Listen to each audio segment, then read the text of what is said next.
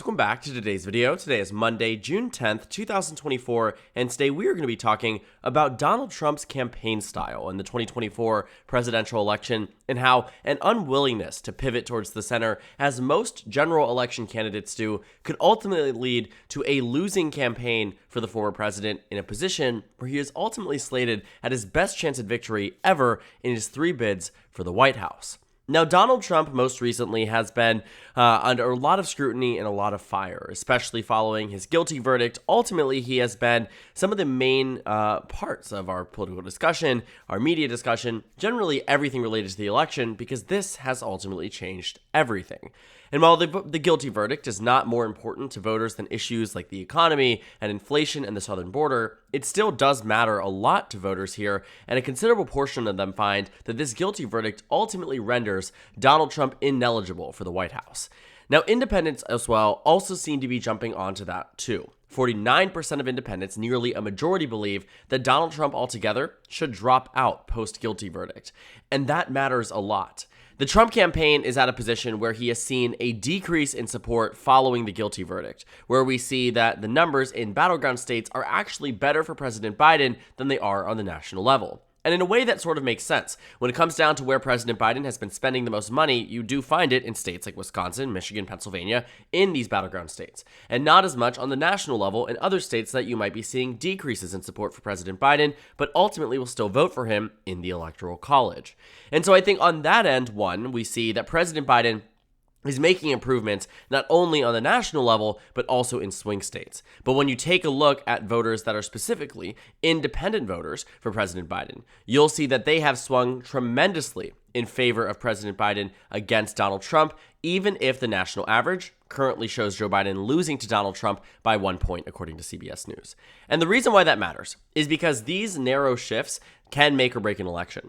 But I'm not here to lecture you on that, because we've talked about how these narrow amounts could make or break an election. That's been the point of conversation for quite some time now. What I'm focused on is this unwillingness from the top of the ticket here to pivot towards the center, for going moderates in an effort to juice the base, as Politico writes it, or just generally speaking, inspire his core constituency to turn up and turn out come election day because of this guilty verdict. Now, when it first dropped, I think many of us were wondering, what is the immediate impact on this election? And there were so many different ways that we could have taken this. But I will say this.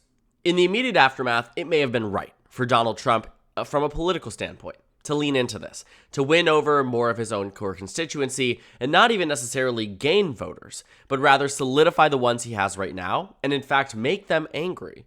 Channel that and turn it into funds that he raises, right? You're talking $53 million raised in the 24 hours after the guilty verdict. Donald Trump, arguably, when it comes down to campaign tactics, used that to his advantage. Now it's a bit different. What we find is that there is a negative impact of some of the things we're seeing here. The guilty verdict has ultimately found that a considerable portion of the country believes that Donald Trump should go to prison over this. A considerable portion of independents believe that Donald Trump should not even be a candidate in the race altogether. And this brand new poll from CBS News finds that compared to the numbers in March, Joe Biden has gained 17 points to now being in the advantage amongst independent and moderate voters across the country. That is substantial. And that's something that cannot be ignored. And yet, the Trump campaign is entirely ignoring it.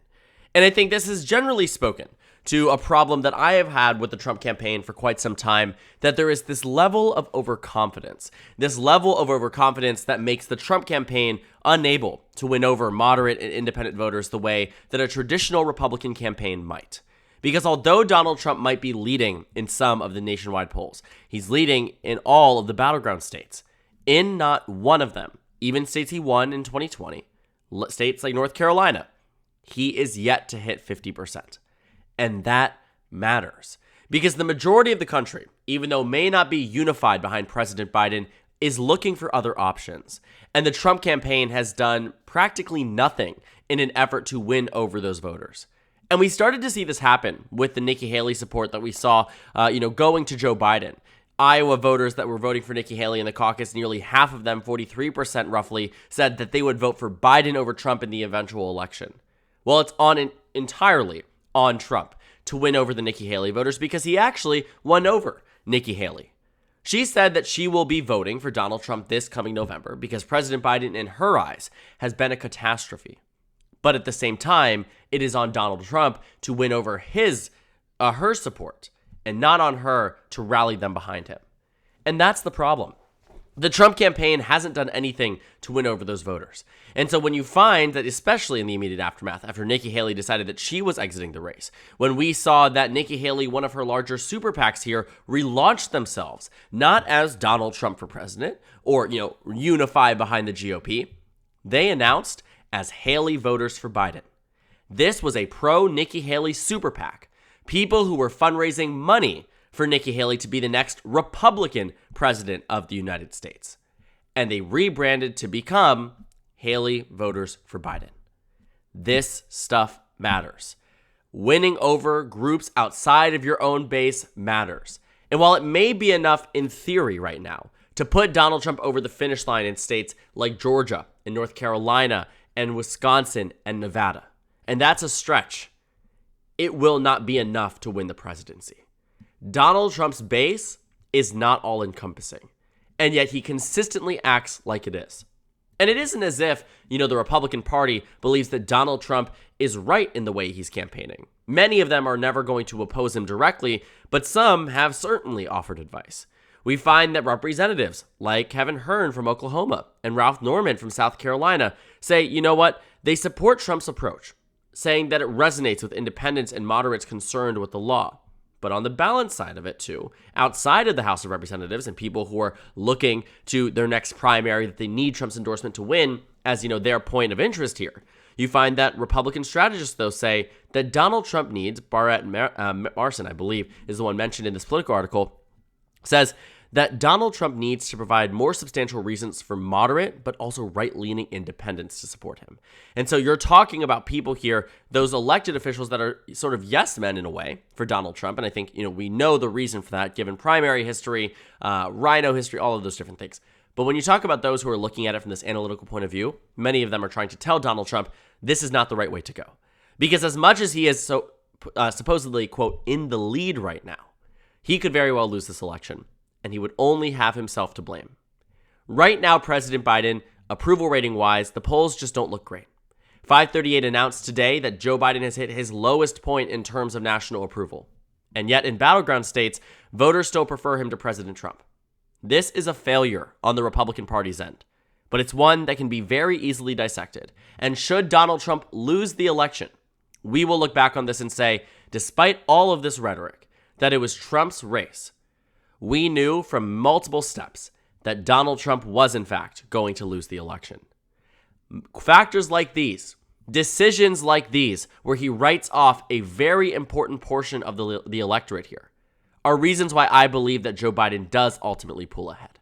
Because the Joe Biden campaign has been in active conversation with the Nikki Haley camp, active conversation with groups like Haley for Biden. You are talking about, Donald Trump doing nothing to win over this core base of Nikki Haley supporters. The voters that are the 18% in some closed GOP primaries that are backing Haley despite her being dropped out for months on end. And as this primary season has wrapped up, Nikki Haley still received thousands upon thousands, tens of thousands, hundreds of thousands, in total millions of Republican votes. And there is yet to be zero effort from the Trump team to win them over. And so I think Donald Trump really is going to struggle in some parts of the country that are being more reflected in these polling points that are looking specifically at independence. He struggles to win over those college-educated suburban swing voters that were key and crucial for President Biden in 2020 that won him the election in states like Georgia, in states like Arizona. Look at Maricopa County. Look at the Atlanta suburbs. You are talking about Democrats doing well because of a combination of factors. But it would not have been possible without a shift from suburban voters that historically had leaned right, voted conservative, in many cases even voted for Mitt Romney. Obama performed worse than Biden in a number of states. Even John McCain did better than Donald Trump in some battleground states. And so when you take that into perspective, Joe Biden winning them over is no accident. This feels very, very similar to what we saw back in 2020 when the Trump team again refused to shift towards the center.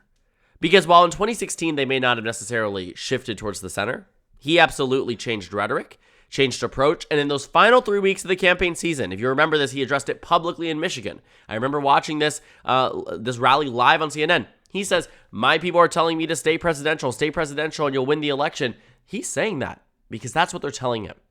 I don't know if there's anyone in the campaign telling him something similar this time around. Because in 2016, he was the underdog. And no one in the Republican Party was at his beck and call. Because he was the nominee for president, but ultimately many Republicans thought he was ultimately going to lose. And so he had reason to believe the people that were saying, you're down right now, let us bring you up, and listen to what we say. But then when he got it entirely became Trump's thing. It was his own doing that won the election. His own strategy. Him running his own personal Twitter or Truth Social or whatever it might be. And so Republicans had to shift strategy. Lost in 2018. Lost in 2020. Lost in 2022. And there's one common denominator about this. And it is that it is either the direct or indirect involvement of Donald Trump in that election. Now in 2024, despite some people from the outside saying Trump needs to focus, it seems as if his entire strategy here is to appeal to his base. But that just simply isn't a way to win the election. That longer point here, too, about the Trump campaign not having the strongest political instincts, I still think holds true. The Trump campaign used to be in a position where I think they could have really solidified this race and won in very large proportions. But that just simply isn't how things are happening. The Trump campaign was handed an amazing opportunity for their side to run up the numbers, win in a way that we hadn't seen Republicans win before. He's ahead in the polls for the first time in the entirety of his election. And yet, reiterating this point, post-guilty verdict, despite 49% of independents and all of these different metrics saying, here's a red flag, here's something that could actually lose you the election, he writes it off. And so I'm interested to see, moving forward, I think, beyond some of the more analytical points we can take away from this, just simply moving forward, watching the way the Trump team talks about issues. I think the Trump campaign most recently, when you take a look, just storm around Politico, go to elections, what actually caught my eye here was that Donald Trump didn't really talk about abortion when he spoke to a pro-life group. And it's actually quite interesting. Now, here's the thing. Donald Trump knows how to appeal to his base. And that's what he's doing in things like this.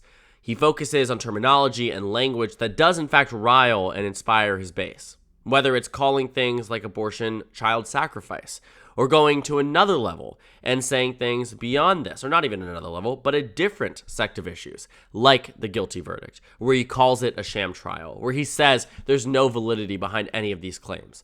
And it's because Donald Trump believes that is the way he wins because it worked once, but never worked ever again. And while the polls might be saying Donald Trump is in the lead, remember he has yet to hit 50% on average in a single battleground state. He is not at the majority because he has been consistently at a plurality victory. While Donald Trump can win some states and likely will win some states on a plurality vote, meaning he wins with 49% of the vote instead of 51% of the vote. Not a majority, but winning, most of the votes in a race. There is still a very real threat here that Joe Biden faces to him, and I don't think the Trump campaign really thinks that. I think they're at a point where they believe that this election is no longer about winning the presidential race, but rather about expanding on the margin from 2016. They believe that this race, seemingly at least, believe this race is a done deal, that Donald Trump has no pathway in which he loses to Joe Biden. And it is that ignorance that I believe would lose Donald Trump the presidential election. So that's what I mean. When we talk about watching the race, when we talk about looking at the way Trump attacks other issues and the way he tempers himself, because in some ways he did it right in 2016 and he tried to do it again in 2020, but obviously to no avail. This time I think things are different. They believe what they're doing is working, but aren't recognizing the only real reason they are doing well isn't because voters love Trump's rhetoric. It isn't because voters love Trump's policies. They don't even love Trump. There is a pullback from more solidified Democratic voters that is bringing down Biden's numbers, that allows him to remain up amongst independents and still winning a considerable portion of Democrats. But he loses because that core base isn't turning out for him. But should they turn out, these polling numbers will look very different. and let's say it comes to election day and the numbers just all of a sudden narrow, President Trump will not have a way to combat that because he hasn't brought in moderates or Nikki Haley supporters or groups of this country that weren't all in for Trump in the beginning. And that's the base he needs to tap into. Not his own, which was already going to vote for him no matter what. He needs to expand. And the only way to do that is by branching out of your base. And Donald Trump seems to be entirely ignoring that, and it largely will be to his detriment this coming November. The question is it enough to make him lose this otherwise seemingly winnable race for the Trump campaign? So thank you guys so much for watching this video. Make sure to comment down suggestions below. Subscribe on the left if you haven't already, and check out the Instagram and Twitter. At the bottom left of the screen, there's also a Discord server for you to go ahead and join. On the screen, there's a video you can watch, and then a playlist for my 2024 presidential election analysis videos. Again, thank you guys so much for watching, and I will see you all later today.